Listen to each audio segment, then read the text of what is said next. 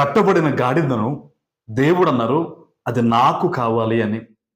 ఈరోజు చాలా మంది అనేక రకమైన ఇబ్బందులకి కట్టబడి ఉన్నారు. అపవాది బంధించేశాడు చాలా మందిని.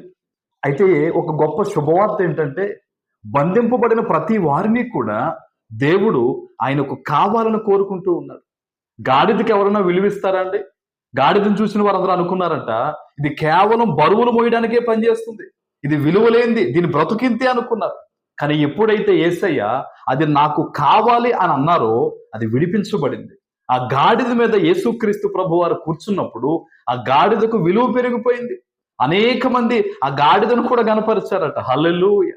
ఈరోజు నీ జీవితాన్ని కూడా చాలా మంది చూసి ఇంకా వీళ్ళ జీవితం ఇంతే, వీళ్ళ బ్రతుకింతే, వీళ్ళు ఎదగలేరు, వీళ్ళ బిడ్డలింతే, వీళ్ళ కుటుంబ పరిస్థితి ఇలాగే ఉంటాయని చెప్పి చాలా మంది బహుశా నిన్ను అవమానిస్తున్నారేమో.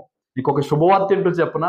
యేసయ్య తట్టు చేతులెత్తి నా జీవితం మీద నీవు రాజుగా ఉండయ్యా అని ఒక్క మాట పలుకు. గాడిద మీద యేసయ్య కూర్చోగానే దాని విలువ పెరిగినట్టుగా, అది ఆయనకు కావాలన్నప్పుడు విడిపించబడినట్టుగా ఈరోజు నువ్వు చేతులెత్తి ప్రార్థన చేస్తే గనక నీవు విడిపించబడతావు. నీ విలువ కూడా దేవుడు గొప్పగా హెచ్చిస్తారు.